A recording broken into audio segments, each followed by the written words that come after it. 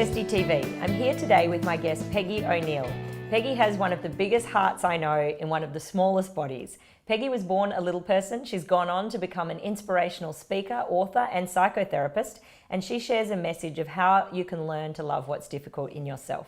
Thank you so much for being here today, Peggy. Thank you so much for having me, Kirsty. So Peggy, you're in a really great place in your life now, but it wasn't always that way. Where did it start?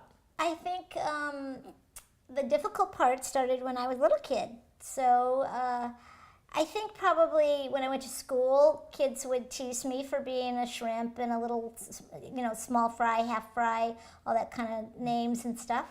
And then when I was at 4th grade, I think I went through a transition where I figured out that this wasn't something like a Halloween costume. Like this was it. This was like going to be my reality for the rest of my life. And the other part of it was that it's not really just that I'm the smallest kid.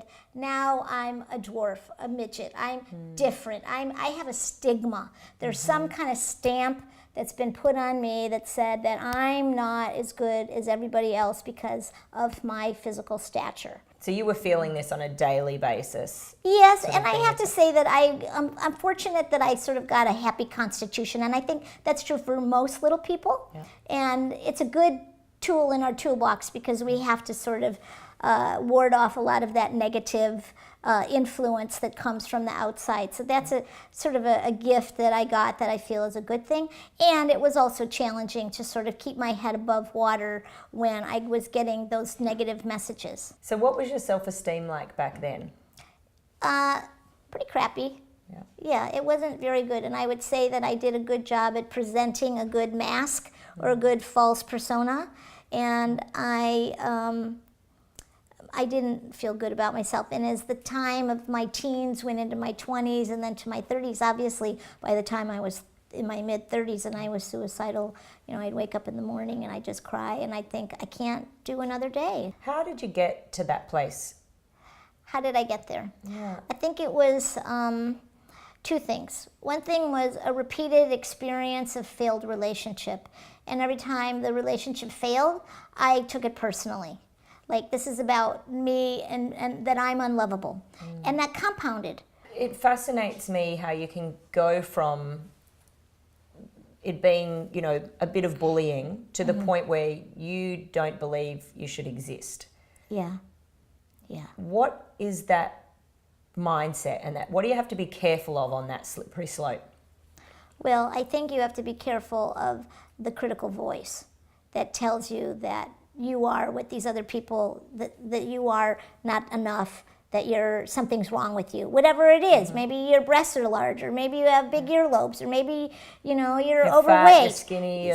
Anything, Yeah. I wrote a book. Anything different. Yeah, I wrote a book about a girl who was different. She had a square head, so anyone could relate to her. Little square head ended up discovering who she really was. Yeah. And that's the thing that people need to keep. It's like they say, in baseball, keep your eye on the ball. It's like if you're feeling bullied and you want to be bully proof, you've got to keep your eye on your true self, not on this critical voice that comes up and says, I'm not enough. And actually when that does, I always tell people you are in control of what voice you listen to when you're inside of yourself. There's a voice that says you're beautiful and perfect, and there's a voice that says that you're not. And the voice that says you can, a voice that says you can't.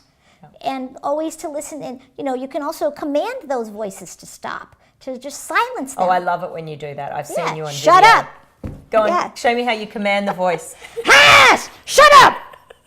And you have to, it's take so on. But you literally do this. Yeah, and you have to take on that commanding energy because you have to become bigger than it. Yeah. So something changed and shifted, but you're still a little person. Yeah. How did you make that shift? Because I think that's something that a lot of people have a problem. The problem doesn't go away. Right. So something shifted in your perception around it, your view of it. Totally. And I was just giving a talk to some middle school girls and boys. Yeah. And I said, if you've noticed, I'm still a little person. And when I wake up now, every day is a party. Yeah.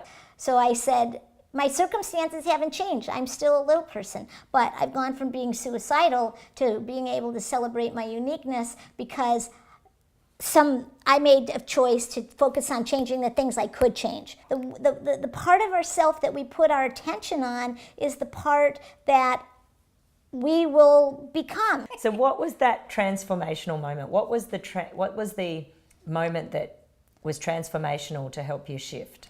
I was was taking a class to deal with my sort of victimization, and one of the things that they helped me to become empowered was to do some what they call expressing and releasing, and to actually let myself be honest with myself about how I felt. And they gave me a big stack of pillows and a bat, and I was doing some very rigorous, I hate you, and I hate this situation, and like beating, and just actually it was the most cathartic, wonderful, energizing, amazing experience, just that alone. And when I laid down on my pillows, I don't know, punching and screaming and all that crazy stuff for about a half an hour, 45 minutes, and I laid back on my pillows, and when I closed my eyes, I saw something in my heart that changed my life.